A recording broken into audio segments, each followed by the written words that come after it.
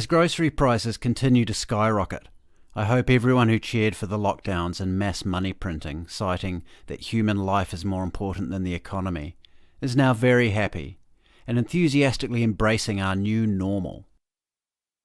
With even mainstream news anchors now casually reporting that we can expect a further 170% increase in grocery costs over the next 12 months, I hope also that all the middle class and low income earners are due for at least a 10% pay rise this financial year. If not, I suggest starting that conversation with your boss now. These are the results of rampant hysteria and unilateral government action. This is what happens when we outsource our personal agency to unaccountable bureaucracies and corporate bobbleheads.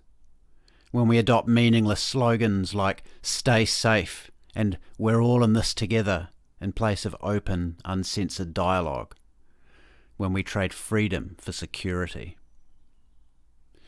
Throughout the sham of the past 2 years, it's been consistently the well-off corporate bureaucrat class who've clapped the loudest for the hardline authoritarian regimes who've brought us to this point, while simultaneously praising the censorious actions of the media and big tech whose gross propaganda efforts enabled the dissolution of whatever remained of our democracies. These folk have also completely ignored the massive, unprecedented transfer of wealth from the working and middle classes to the very richest of the rich.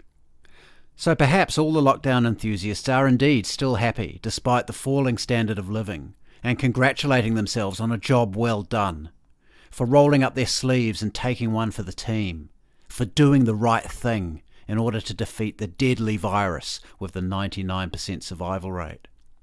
Because after all, people's lives are more important than the economy. But I wonder at what point these folk will start to feel the pinch in their grocery budget. 50%? 100%? 200%? Maybe some of them already are. My grocery bill has increased by at least 30% so far, and I'm certainly not happy about it. But I'm not particularly bemoaning my own situation here. I'm still okay for now. However, I hate to imagine trying to live on, say, half my income with the current inflationary pressures, and 170% more to come. I hope this figure is mere media hysteria, as so much of what they say is. But this story, for once, is actually supported by observable everyday facts. The media may have earned my complete distrust, but my grocery bill never lies, and on this occasion it would seem that the two of them are in agreement. At what point do even the glib news presenters with their $2,000 suits and dazzling dental veneers begin to look doubtful as they read their scripts? Is there an upper limit beyond which no amount of inflation can put a dent in one's lifestyle? Indeed there is. I don't know the figure, but it's not a question of salary, rather net worth. For when the bulk of one's wealth is in stocks and other commodities that appreciate with the currency, then one has little to worry about. So where does that leave us? Once again, and as always, is anyone surprised at this point? It is the poor and middle classes who get shafted. This has been going on for at least my entire lifetime.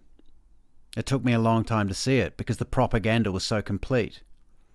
But it is clear to me now, and many tens of millions of others around the world, that this entire circus is one giant Ponzi scheme. One only need look at real wage growth alongside the cost of living since the 70s, the affordability of housing, and the average household debt. And all this only scratches the surface. We are being harvested, or more accurately, our wealth is. The productive classes are like a giant piggy bank for the useless elites at the top, who know only how to extract value. It's funny, I used to consider myself a conservative and a capitalist. Yet in recent years I've been told I'm beginning to sound like Marx. From what I know of Marx, I despise the man.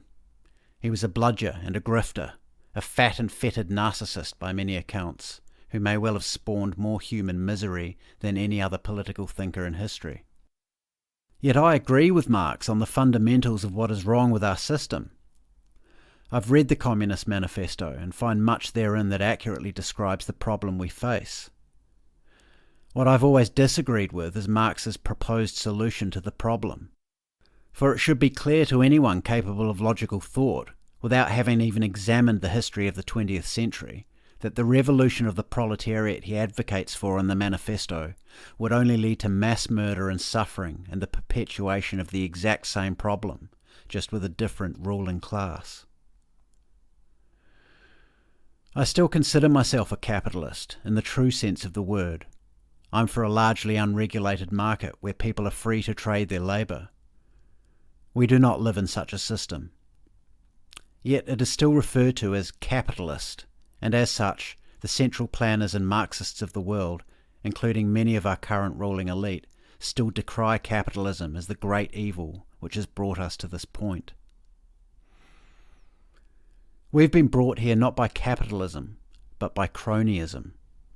A small group of very rich people with no national or ethnic allegiance acting in their own interests to manipulate the global markets and money system. A system that is now so bloated with debt taken on by their puppet governments to pay for the disgraceful socio-political experiment of the last 2 years that there is no longer enough productive capacity on the planet to pay it off. Our system is insolvent. It is debt piled upon debt, used to pay off the debt that was leveraged to finance the previous debt. On and on it goes, and the only way to keep the lights on now is to keep printing money. And this is why we're facing inflation we've not seen since the 1970s. If things continue in this direction, it will soon be inflation we've not seen since the 1930s, the Great Depression. Marx's solution to the problems of capitalism was essentially to confiscate the property of the middle classes and give it to the poor. We saw how well that worked when the Soviets tried to enact this wonderful idea. Wouldn't you know it, human nature kicked in, and once the vanguard of the revolution had done all their confiscation, they decided it would be much more fun to keep it all for themselves. I do not find it coincidental at all that the central planners of our new global order are acting out the very same tragic pantomime, extracting the wealth of the productive classes and concentrating it all in their own hands. The tools used to execute this larceny have changed, but the premise remains the same. Listen to the way they speak. Listen to Klaus Schwab and his pals at the World Economic Forum talking about resetting global capitalism and creating a fairer and more inclusive world. Then watch these same global interests cripple our economies with lockdowns and disastrous public spending, simultaneously shifting trillions of dollars of wealth from the working and middle classes to their own pockets. You don't even have to read Marx or know much 20th century history at all to draw the obvious parallel. It is possible to agree with someone on the root of a problem, but diverge drastically on the proposed solution. As such, I agree with Marx that we have a problem, but the answer is not authoritarianism. We have seen and continue to see where that gets us.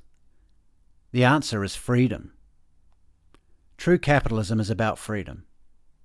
The world we currently inhabit is a weird new amalgamation of hyper-corporatism, fascism, and Marxist dialectic, with a whole lot of other stuff thrown in for extra flavour. I don't even know what to call it. One thing remains constant though. We have more in common with each other than we do with our so-called leaders. We, the working people of the world. Call yourself what you will, be it working class or middle class, or even delude yourself that you're somehow part of the elite, like I used to, because I had a good salary and a platinum card. Whichever way, it is not about the left or right, it is about the powerful minority and the great mass of humanity beneath, as it always has been.